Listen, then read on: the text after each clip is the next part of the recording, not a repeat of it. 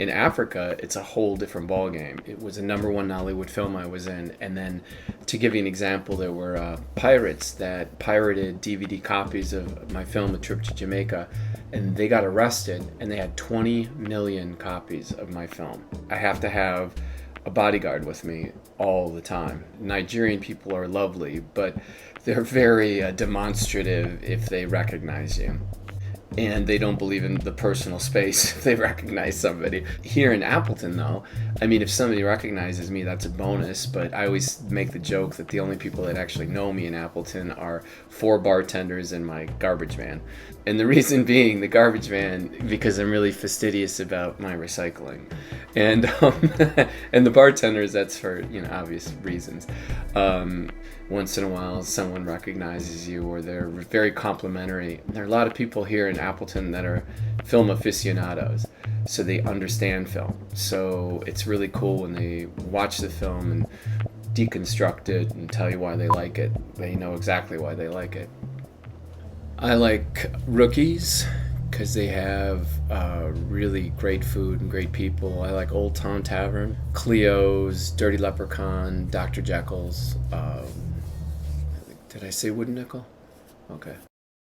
If I'm out and having a few drinks, then I'm very gregarious, very outgoing. But to be honest with you, I'm quite reclusive.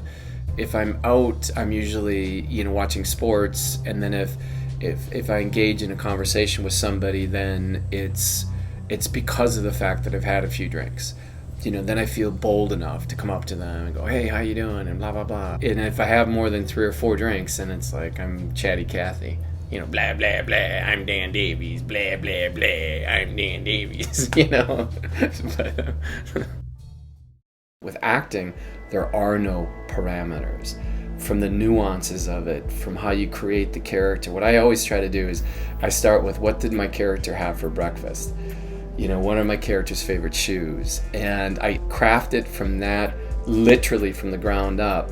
And then once I have it down pat, then I add in the nuances. The more you can get into the character, the more you become the character. In acting, you should always listen with your ears, but also, more importantly, listen with your eyes to the other actor. And that way, there's more of a fluidity and a connection to that scene. But it's one of the last bastions of amazing, unbridled creativity. Top 5 all-time baseball players. Willie Mays is #1. Babe Ruth is #2. Ted Williams is #3. Henry Aaron is #4. #5, I could go really old school with this. Rogers Hornsby was an amazing player. Ty Cobb, but Ty Cobb was such an a-hole on many levels. I just can't separate the fact that he was just an a-hole, but he was an amazing baseball player, but he was just I like saying a-hole.